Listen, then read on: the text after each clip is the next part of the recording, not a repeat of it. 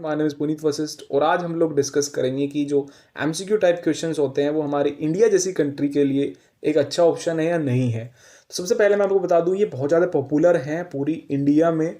जितने भी हमारे यूपीएससी के एग्ज़ाम्स होते हैं या हमारे जितने भी एंट्रेंस एग्जामिनेशंस होते हैं उनमें बहुत ज़्यादा रोल अदा करते हैं ये एग्ज़ाम्स। तो सबसे पहले हम इसमें जानेंगे इनके कुछ प्रोज के बारे में, फिर हम इनके कॉन्स को भी डिस्कस करेंगे। तो पहला प्रोज क्या हो सकता है, पॉइंट वाइज हम इनको डिस्कस करते हैं। पहला प्रोज हो सकता है ऑब्जेक्टिव इवैल्यूएशन। तो एमसीक्यू टाइप क्वेश्चंस क्या होते हैं, आपको फटाफट से इवैल्यूएशन करने में मदद करते हैं किसी भी कैंडिडेट की। ये कुछ टाइम भी नहीं लेते।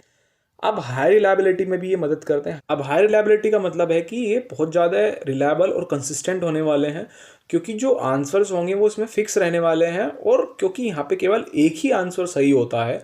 सो यहाँ पे कोई भी हमारा सब्जेक्टिव वैल्यूएशन का कोई बाइजिंग का चांस बनता ही नहीं है, राइट। अगर कोई बंदा किसी गलत आंसर को चूज करेगा तो डेफिनेटली उसका वो गलत साइड ही जाने वाला है। हमारा तीसरा पॉइंट आता है इजी टू अंडरस्टैंड।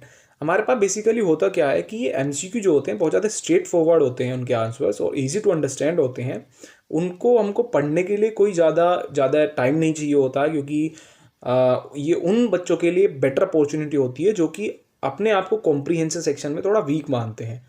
अब अगला फोर्थ पॉइंट हमारा आ सकता है लार्ज कवरेज। लार्ज कवरेज का मतलब है कि ये हमारे बहुत सारे वास्ट सिलेबस को एक छोटे से डिटेल के अंदर डाल के हमको पूरा एसेस कर सकते हैं।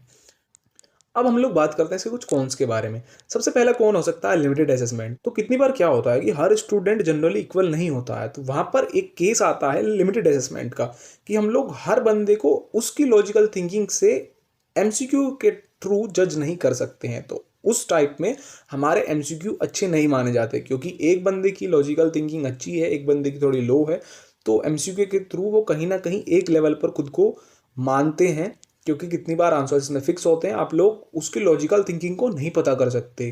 दूसरा पॉइंट हो सकता है गैसिंग।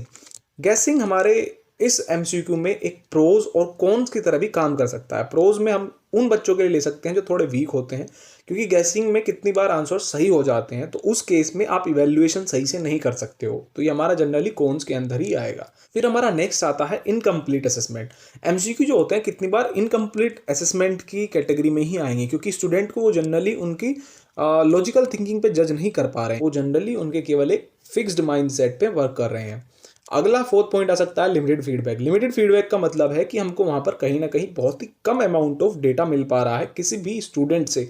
हम केवल वहाँ पर उनसे ऑप्शन को टिक करा पा रहे हैं, उसमें हमको उनकी एक लिमिटेड कैपेबिलिटी का पता चल पाता है। तो ये लिमिटेड फीडबैक की कैटेगरी में भी आएगा और ये कौन सी कैटेगरी में ही आने वाला है।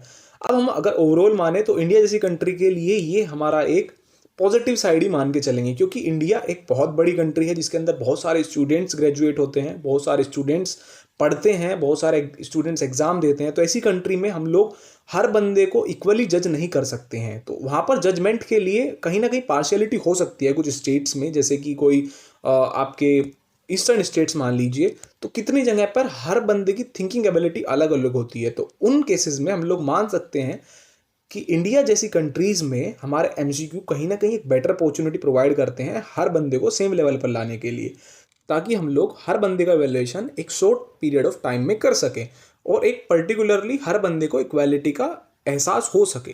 सो that is all about this MCQ type of questions and India country. सो आपको अगर ऐसा कोई और टॉपिक चाहिए तो डेफिनेटली कमेंट कीजिए, I will make a video on that. So thank you so much.